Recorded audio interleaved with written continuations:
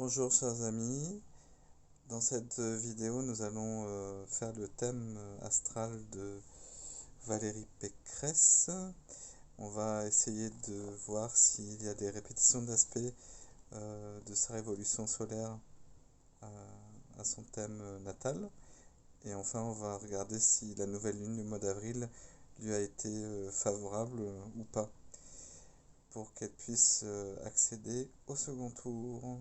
Bon visionnage, à bientôt.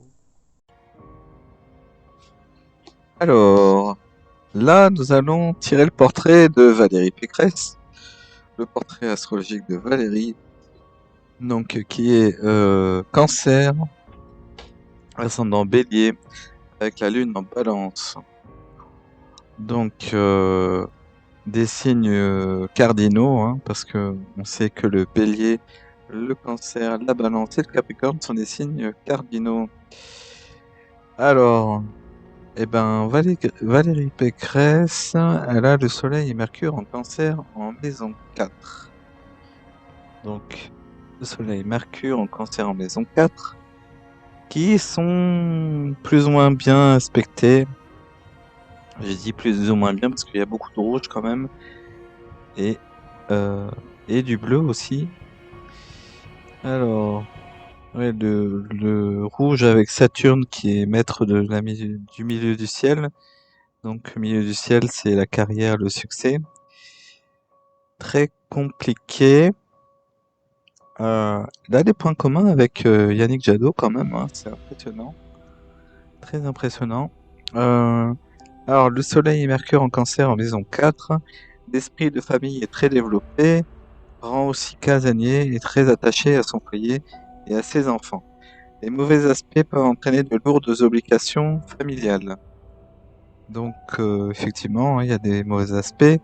Donc, on pourrait en conclure que ouais, il y a des obligations familiales qui doivent peser énormément du fait que Saturne soit en carré aussi, avec toutes ces planètes en Cancer.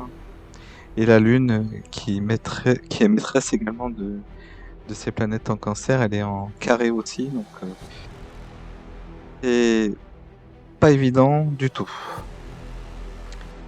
Plutôt le milieu familial, nombreux changements de domicile, bonne mémoire plus ou moins parce que c'est carré à Saturne. Saturne peut être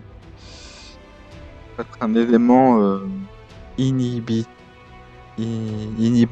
hein, la bonne mémoire quand même. Ça peut empêcher la bonne mémoire. Donc, à nuancer quand même. Garde ses bonnes facultés mentales jusque tard dans la vie. Là, c'est moins évident quand même, hein. Jupiter en Lion en maison 5, succès flatteur et relations au passé. L'amour peut mener à un beau mariage. La réussite peut aussi se placer dans une voie artistique ou dans le spectacle. Un ou plusieurs enfants remarquables. Encore une fois, comme Yannick Jadot, bizarrement. Ensuite, elle a la Lune en Balance en maison 6. Pas du tout faite pour un travail astreignant ou régulier. État de santé demandant beaucoup de soins et d'attention. Les reins sont paresseux. Voilà. Après, elle a Vénus et Uranus en Vierge en 6. Donc, Vénus et Uranus en Vierge en 6. Vénus, elle a pas d'aspect du tout, bizarrement. Et par contre, Uranus et Pluton, tous les deux en Vierge, reçoivent d'excellents aspects. Donc c'est plutôt très positif ça. Alors, grâce et efficacité toute particulière dans sa façon de travailler, amour des animaux ou aime bien s'occuper des autres, sait se soigner d'instinct par des méthodes naturelles. Alors, n'est à son aise ni dans une situation de sous-ordre, ni dans une position de patronne. Non, ce qui n'est pas le cas puisqu'elle est patronne des Républicains du coup. Et en plus, elle a l'ascendant Bélier, donc elle aime bien arriver dans les premières. Surveiller les intestins et l'abdomen qui sont les points fragiles, tendance aux crampes. Ensuite, elle a Mars en balance en maison 7. Mars qui maîtrise l'ascendant bélier, hein. Et là, Mars, il est en exil. C'est pas une position la plus favorable, hein, pour Mars. Le mariage est le pôle important de la vie, le choix du partenaire est le facteur principal du bonheur ou du malheur, ne doit pas se lier par peur de la solitude ou par faiblesse. Donc, à bonne entendeuse, salut. Ensuite, elle a Neptune en Scorpion en maison 7, qui est plutôt très bien aspecté. Le mariage est assez défavorisé, cependant, les complications d'ordre intime comme les instabilités matérielles rendent l'union aléatoire. Bon.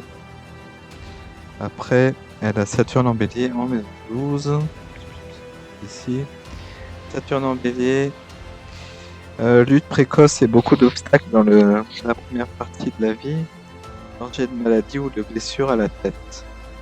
Donc Valérie Pécresse, si tu nous écoutes, sois prudente. Fais attention à toi. Maintenant, des répétitions d'aspects. Dans sa révolution solaire 2022, on a Lune lunaire en maison 1. Ici, la personnalité, elle-même. Donc, elle réalise son destin. Et le soleil trigone à Neptune. Le soleil, c'est la volonté, et qui est trigone à Neptune, comme dans son thème natal. Donc, c'est un magnifique aspect, ça, c'est très bien. Pour l'idéalisme aussi. Bon, néanmoins, le soleil en cancer, c'est pas vraiment un signe concret, donc c'est compliqué, hein, pour concrétiser des choses. C'est plus Saturne, hein, qu'il faut regarder. Alors, et après, il y a Neptune, sextile à Pluton, mais comme tous les autres candidats. Et ensuite, la nouvelle lune du 1er avril en Bélier, elle touche quasiment pile son Saturne natal, donc en maison 12, les ennemis cachés. Et du coup, ça réactive les mauvais aspects du natal, donc en l'occurrence le carré avec Mercure et le Soleil, l'opposition avec la Lune, et le carré avec le milieu du ciel qui est vraiment l'endroit le plus élevé du thème. Voilà.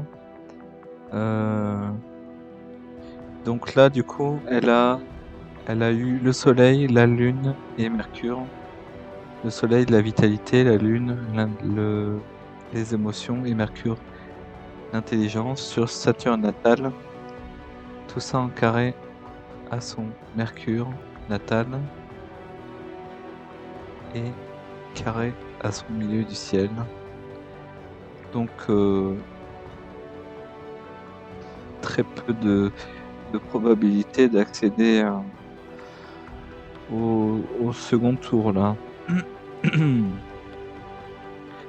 Après, elle a le transit de Saturne qui maîtrise le milieu du ciel en Verseau actuellement ici là, qui est plutôt en bon aspect à l'ascendant Bélier. Donc c'est bon pour donner une image d'elle fiable quand même. Et Saturne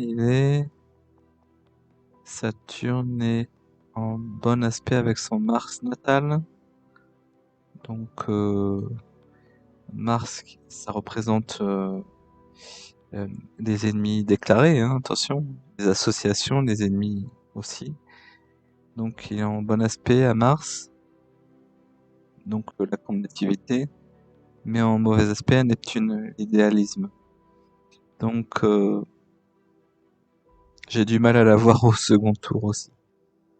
Voilà, c'était mon interprétation.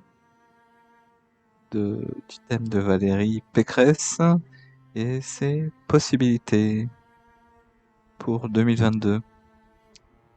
Voilà, j'espère que ça vous aura plu et je vous souhaite une bonne journée.